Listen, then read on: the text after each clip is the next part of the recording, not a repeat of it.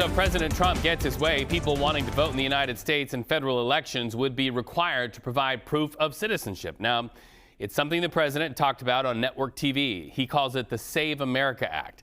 So let's break it down and see what it means. CBS News senior White House correspondent Weijia Jiang joining us live from Washington, D.C. Good to see you on a Monday or any day, Weijia. So Democrats warn that this could disenfranchise millions of eligible voters. Why is this top of mind for the president now? Well, I would say that this has been top of mind for the president for years, Reed. And, you know, he has talked extensively about the need to secure elections after he lost in 2020, the presidential election. In fact, that is precisely why we are talking about the SAVE Act now. You may recall a few days ago, the president said that he wanted to nationalize elections. And it's notable that his administration officials brought up the SAVE Act as an explanation for what he meant. But for several times he spoke in public, Reed, the president himself did not mention the SAVE Act.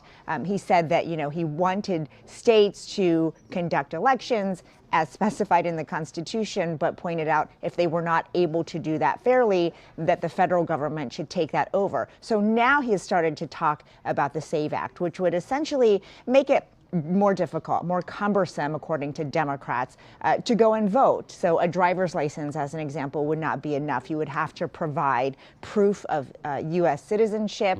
The states would have to tweak their laws. And Democrats say that this would be intimidating to people who may normally vote. And that is why they are pushing back against it.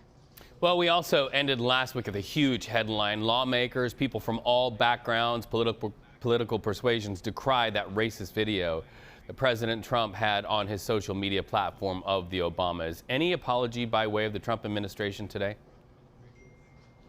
No, the president has made very clear that he says he is not going to apologize for this because he says he did not make a mistake. So even though there was that public outcry and there was bipartisan criticism, including from many Republicans who are typically mum on the president's social media activity, the president is standing by his defense, which is that a staffer posted the video. He says that he did not see that part of the video that was racist before it was posted, and he claims neither did the staffer. Now, Reed, what we don't know is who this staffer is. Will he or she face any disciplinary action? And what kind of access do these people have to the president's social media accounts? But the bottom line is it did come from the president's account.